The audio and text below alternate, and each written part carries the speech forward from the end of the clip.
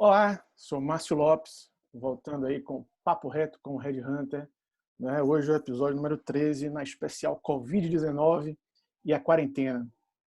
E hoje eu vou falar de um tema aqui, estou com meu amigo aqui, João Marcelo, falar um tema aqui sobre essa questão da dificuldade ou até mesmo ausência de hábito que as empresas, muito mais de médio porte ou até pequenas, grandes, já têm isso aí, de criar cenários, tá? Porque o que a gente está vendo aqui, até antes de apresentar o João, o que a gente está vendo aqui? A gente está vendo que cada hora se noticia uma possibilidade, uma perspectiva, um cenário, se vai continuar a quarentena ou não, se vai liberar isso, vai liberar aquilo. E a gente vê a importância e a necessidade, não é um exercício de futurologia concreta e certa, mas é ter essa perspectiva de você construir algumas possibilidades e alguns caminhos. Podem não se realizar, mas ao mesmo tempo é importante que haja essa preparação ou talvez essa perspectiva de possibilidades que ele possa vir a acontecer. E aí, quando semana passada, como eu falei um pouco sobre essa competência que os profissionais na área de gestão têm de construir cenários, João foi um profissional que me veio logo na lembrança de imediato, né? Então, obrigado aí, João, tá batendo esse papo com a gente, tá?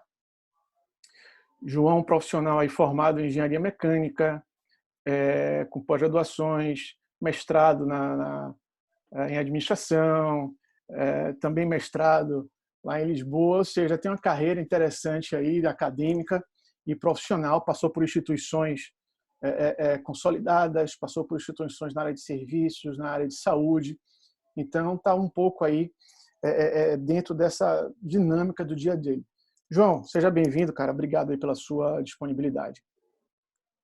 Ô, Márcio, muito obrigado aí por ter me lembrado de mim, primeiramente, né?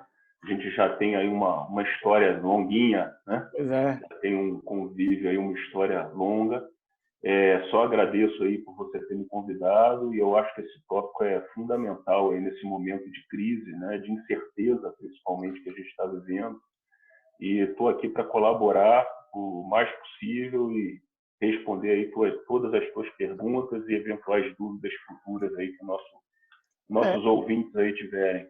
A ideia, João, desse bate-papo é muito mais, não é aqui ensinar técnicas nem ser porteiro do apocalipse, mas é muito mais dar um insight, dar uma abertura de possibilidade não só para empresários, gestores, como profissionais também, porque a gente vai ver aqui, nas conversas que eu venho tendo, as perspectivas, sim, que o mercado vai se abrir para profissionais pensarem de uma forma diferente, mas, ao mesmo tempo, conseguirem ter efetivamente empregabilidade. Pode não ter a questão do emprego formal, mas a empregabilidade todos nós temos e geração de projetos.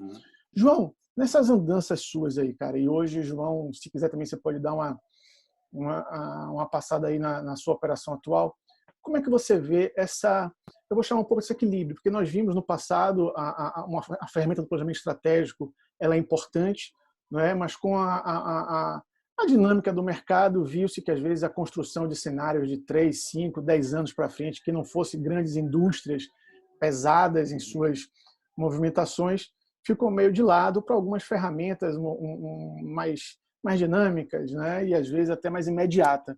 E aí a gente foi pego nesse, eu fico brincando, que nenhum planejamento estratégico em algum momento disse que o mundo ia parar, né? A gente nem, se alguém dissesse isso no meio de uma reunião, ia mandar tomar um café e não voltava mais para a sala, tá?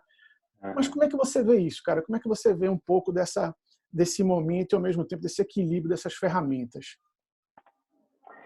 Márcio, o que acontece? Eu acho que assim, um dos principais motivos, né, que a gente viu ao longo, eu diria aí, dos últimos 5 anos, principalmente aqui no Brasil, para você repensar na forma de você fazer o planejamento estratégico dentro das empresas, foi exatamente a velocidade de mudança que o mundo dos negócios está sofrendo, imposto pela tecnologia, né? Então, o que eu percebo é que não só grandes empresas, pequenas, médias, elas veem uma urgência muito maior de se concretizar as ações, né, e de se pensar em possíveis caminhos ou mudanças de caminhos num prazo mais curto, né, do que a gente pensava aí há 15 anos, 10 anos, 20 anos atrás. Então, essa necessidade gerada pela incerteza e pela grande mudança no ambiente de negócios e na vontade do teu cliente lá na ponta, eu acho que pressiona muito as empresas e os gestores a diminuir o prazo de pensar, de planejar, né? No prazo de visualizar o futuro da empresa e a vontade do cliente. Então, eu acho que esse é o principal motivo dessa urgência. Mas eu acho que é muito importante a gente entender que o meio do caminho sempre, na minha visão, pelo menos, o meio do caminho, ele é mais vantajoso. Tá? Por quê? Porque não existe fórmula de bolo pronta. Né? A gente tem que entender que empresa a gente está, que setor a gente está, qual o dinamismo desse setor, para a gente entender se vale a pena aplicar um planejamento estratégico mais conservador ou de mais longo prazo, ou implementar formas de planejamento de sprint, que a gente chama de mais curto prazo, como os OKRs, né, como a metodologia ágil e outros processos. Né? Mas o que eu vejo, no geral, por exemplo, no próprio caso da nossa empresa lá, que é uma startup, hoje eu sou CEO e fundador de uma startup na área de saúde, a gente trabalha com inteligência artificial, trabalha com automatização de processos, nós temos um pouco desse meio termo. A gente está um pouco mais para as metodologias mais recentes, que são mais ágeis, como o OKR, que é a metodologia que a gente hoje utiliza, que é a mesma metodologia utilizada pela Intel, pela Google e por várias startups no mundo, mas eu também tenho um pensamento de 1, 2 anos. Então, a gente conduz as coisas em paralelo e os objetivos, sempre eu penso um objetivo mais de médio prazo, não é longuíssimo prazo, mas um médio para longo prazo de 1 a 2 anos, fazendo ações de sprint de 3 em 3 meses. Né? Então, eu acho que você olhar o futuro também, olhar um planejamento estratégico de médio e longo prazo é saudável. Às vezes é um pouco difícil, porque, como eu te falei, o mundo muda muito rápido, está mudando tudo muito rápido. Né? O nível de incerteza é muito mais alto do que era 10 anos atrás, mas o exercício é muito importante. Né? Não dá para você abandonar também um planejamento estratégico de médio e longo prazo. Por isso, João, eu vejo aqui, às vezes, quando você tem uma empresa grande, você tem uma multinacional, empresas estruturadas, você tem ali, às vezes, o pessoal chama de departamento de inovação, mas pensa, às vezes, muito mais no produto ou no serviço do que nessa própria concepção de negócio. E a gente vê justamente isso, no final do dia, no momento que dá aquele pequeno intervalo de não ter problema para resolver, que se pensa nisso. E aí a gente já, até por experiência própria também, em alguns projetos, a gente vê que realmente o projeto ele tem a consistência de um planejamento estratégico, de uma estruturação, ele tem uma consistência, acima de tudo, um resultado, quando o empresário, até a organização, consegue separar 1, 2, 3, não importa o número, mas pessoas que estejam full time voltadas naquilo ali. Até porque vão lhe dar insights, vão estar mensurando, vão estar gerando indicadores, vão estar meio que balizando algumas informações para que as decisões sejam tomadas, não como elas estão sendo tomadas hoje, que eu estou dizendo aqui, tomada com o estômago. Não é? A gente está vendo algumas medidas provisórias, algumas questões de impostos, mas lá na frente vai ser cobrado um preço. Não é? Então, assim, estamos sobrevivendo hoje, mas não sabemos como é que vai ser a questão amanhã. Então, aí vem a minha sugestão, quando ao passar isso aí, ou você ter também, né, uma figura ou uma área específica que saia daquele dia a dia preocupado, não que não fique preocupado com faturamento, com atendimento a cliente, mas tem que estar preocupado também um pouco na operação, né? E a gente tem ainda um pouco a falta disso, né? Não, concordo plenamente com você. E aí eu puxo até um pouco para a tua área aí, que você é o grande conhecedor, né, da área de pessoas, cultura organizacional. A gente não pode nunca esquecer, Márcio, que tudo começa nas pessoas e termina nas pessoas. Né? Você não consegue colocar ainda uma fábrica para funcionar sozinho, um negócio para funcionar sozinho, sem ter gente interagindo, né, entre a própria equipe e da equipe com os clientes. E a gente tem que entender que essas pessoas têm mindsets diferentes, as pessoas elas têm culturas diferentes. Né? Tanto que o maior esforço que uma empresa tem, por exemplo, mesmo as pequenas como a minha, um dos grandes esforços que eu tenho no dia a dia da empresa é criar cola de cultura, né? Você trazer gente para dentro e aquelas pessoas terem uma cola cultural que possa a empresa andar de uma forma que não seja um controle, digamos assim, tão Ou no ritmo, próximo, né? As pessoas ou no ritmo do humor do fundador, né? Exatamente. Então, por que eu estou falando que isso é tão importante? Porque quando você pega, eu já trabalhei, por exemplo, em empresas grandes também, né? Empresas bem grandes.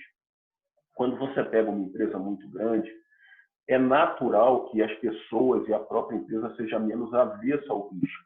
Ela é uma empresa incumbente, ela tem um modelo de negócios consolidado, e ela pensa, para que eu vou correr risco nesse momento, mudar meu negócio, pensar em tanta coisa nova, colocar, sei lá, inteligência artificial nos meus processos, se está tudo dando certo, né? Se o time está ganhando, se eu estou tendo lucro, né?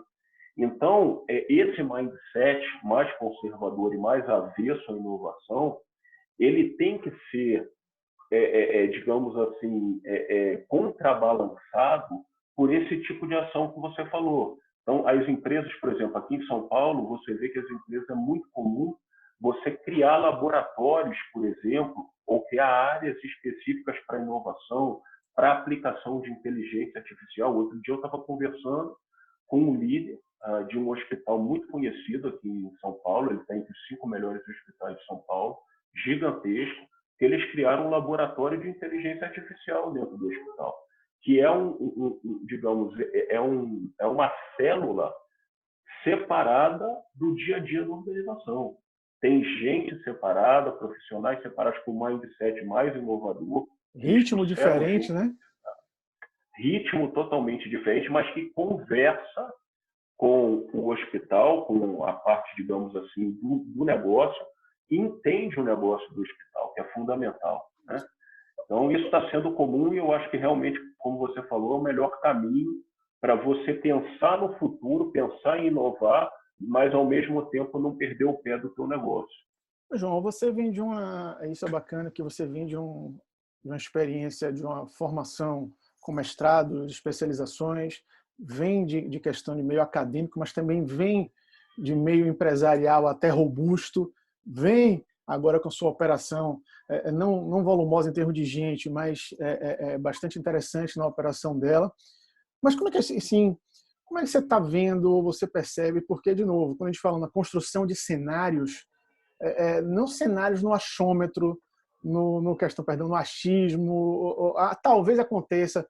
Eu acho que falta ainda uma base realmente um pouco mais profunda de pesquisa, profunda de dados estatísticos, ou seja, às vezes fica muito mais solta do que efetivamente na construção. Como é que você vê essa maturidade nossa de mercado nessa construção de cenários, cara? Porque, de novo, eu vi uma pesquisa dizendo que ia contaminar 1 milhão, outra vai contaminar 1.000. Pô, de 1 milhão para 1.000 é uma discrepância muito grande. Né? E aí, trazendo isso para a questão econômica, poxa, o PIB vai aumentar, vai diminuir, vai isso. Você sente essa consistência de base? Como é que você vê isso aí, cara? Olha, eu acho que existe uma diferença de maturidade muito grande, tá? No mundo e no Brasil com relação ao uso de dados. Tá? Embora uma das vertentes hoje no mundo, que todo mundo fala, é o Data-Driven Economy, que é o que? É justamente a economia baseada em dados, não só a economia, mas a tomada de decisão baseada em dados, as empresas estão num nível muito diferente de maturidade com relação a isso. E aí eu não estou dizendo nem grandes empresas, às vezes você tem grandes empresas que estão num nível de maturidade de uso de dados, de tomada de decisão baseada em dados, menor do que pequenas empresas. E aí a gente volta para o mindset e a cultura da organização. Para você ter tomada de decisão baseada em dados, planejamento baseado em dados, Márcio, você tem que ter pessoas que acreditem nisso, que efetivamente usem dados. Tá? E muitas vezes você precisa ter uma área ou algumas pessoas que já tenham a cabeça voltada para dados, ou seja, já tem um costume de usar dados e tomar decisão baseada em dados, e misture essas pessoas com as pessoas que têm, digamos assim, que tomam decisões à moda antiga, né? Que é aquela história. Eu sou muito experiente nessa área, eu já estou há 30 anos nesse negócio, Então, a minha intuição vale muito, a minha intuição é muito importante. Não é que não seja importante, é óbvio que toda experiência de longo prazo num negócio é muito importante, mas você tem que confrontar a sua intuição com os dados. Tá? E, por exemplo, a nossa empresa mesmo, a MedVision, ela trabalha com analytics. Então, por exemplo, a gente traz uma solução para os hospitais e a gente processa dados de captação real, por exemplo, de traqueamento de pessoas dentro do hospital através de IoTs, né, de devices que captam presença, joga dentro do nosso software proprietário, ele processa informação e gera automaticamente analytics dashboards, que são exatamente informações e conhecimento que o gestor não tinha para ele tomar decisão em tempo real. Então, isso é um exemplo. A minha empresa está fazendo isso, mas se você for olhar, grande parte das empresas no mundo, startups ou não, que trabalham com novas tecnologias hoje, todas elas têm uma área forte de analytics, todas elas têm uma área forte de dados. Por quê? Você precisa de dado para diminuir o teu erro. Você precisa de dado para reduzir a tua incerteza. Então, quando você toma uma decisão com menos incerteza, você tem mais dados, você toma uma decisão com menos incerteza. Então, a chance de você errar é muito menor. Seja no curto prazo, no médio ou no longo prazo. Né? E aí uma coisa que a gente vem batendo também, quando você fala banco de dados, a gente tem aquela associação. Muitas empresas têm um bando de dados e não um banco de dados. Ou seja, tem muita informação, mas não sabe nem se dá o cuidado de trabalhar nisso aí. E aí vem um ponto que eu acho, a gente está vendo essa questão de, às vezes, mudança de perspectiva e de cenários a curto e médio prazo, que a longo prazo com certeza vai ter, mas o imediatismo de algumas coisas vai trazer. E aí você traz um dado interessante, que é justamente isso. Uma gama de oportunidades profissionais se abre nesse momento, não só com essa questão da febre da tecnologia, que já vinha vindo aí no paralelo online, offline, misturando, mas quando você traz mercado para estatístico, mercado para matemático, mercado para bibliotecário, mercado para historiador, ou seja, pesquisador, todos aqueles profissionais que trabalham com pesquisa, que precisam fazer apuração de dados, se abre um mercado fantástico, não é somente para o pessoal da área específica de TI. Né? Às vezes as pessoas pensam que é somente para aquele cara que está ali programando, também vai ter. Né? Mas eu acho também que abre uma perspectiva muito maior para aquelas figuras ali que vão formar em matemática para quê? Para eu dar aula em primeiro e segundo grau? Né? Então, assim, a gente vê que em outros países, até mais evoluídos, a importância que esses profissionais têm. E vamos torcer para que no Brasil também comece a dar essa valorizada para esses caras, né? Na verdade, eu acho que concordo com você. Eu acho que abre um mundo de oportunidades, mas as pessoas têm que ter um mindset aberto para poder mudar um pouco a forma com que trabalham e o escopo da função, o escopo daquele conhecimento, da aplicação daquele conhecimento. Então, por exemplo, sendo pragmático aqui, toda essa onda que está vindo de automação, de inteligência artificial, vai ter um impacto gigantesco no mercado de trabalho, é fato.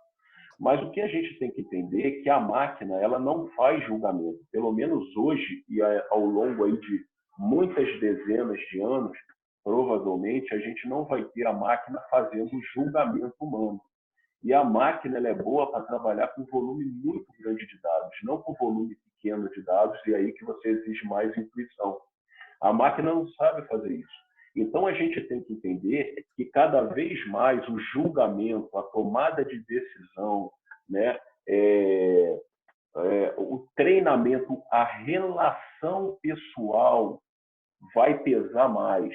Aquele trabalho que é muito operacional, que é muito repetitivo, né, ele vai ser tomado pela máquina.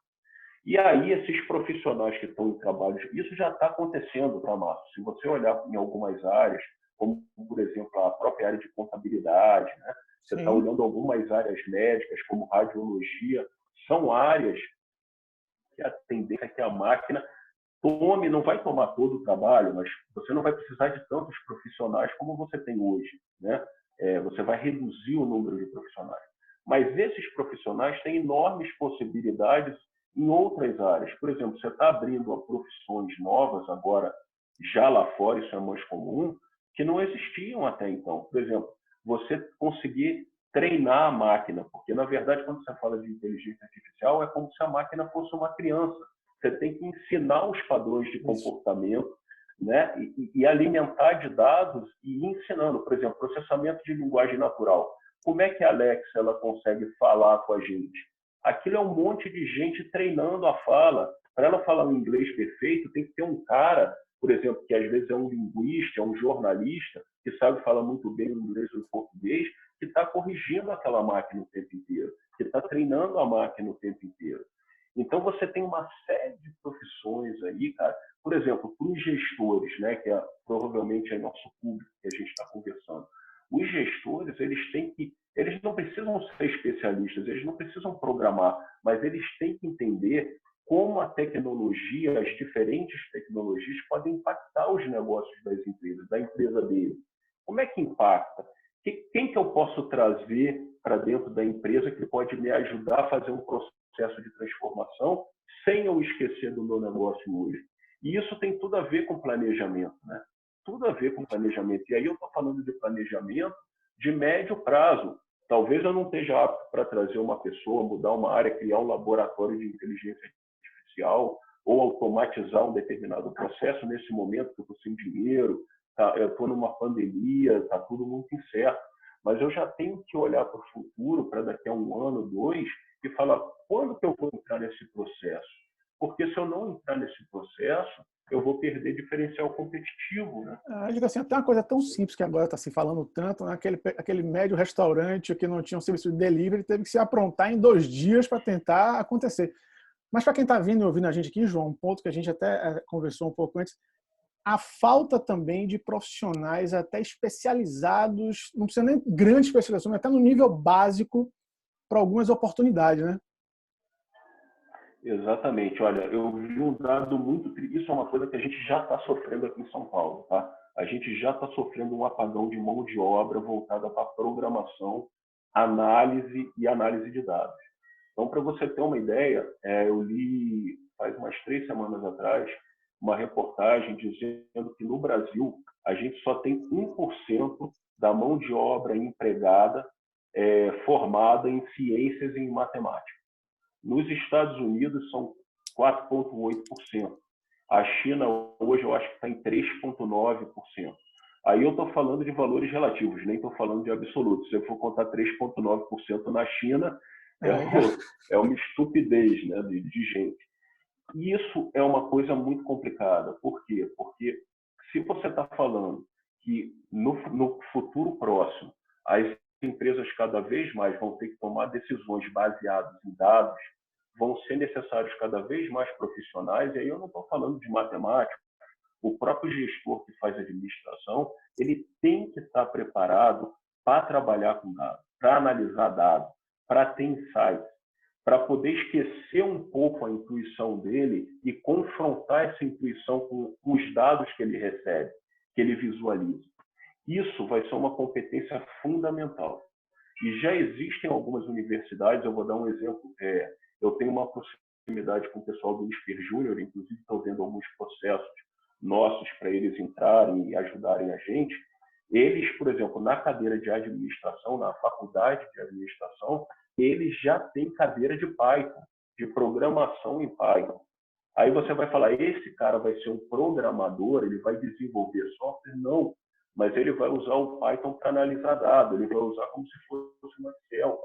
Então, o que eu acho importante, Márcio, é deixar claro, eu acho aí para os profissionais que estão ouvindo a gente, vamos entender melhor esse mundo novo. A gente tem que ter um mindset aberto, tem que ter, não pode estar avesso à inovação, e a gente tem que olhar a tecnologia como nossa aliada.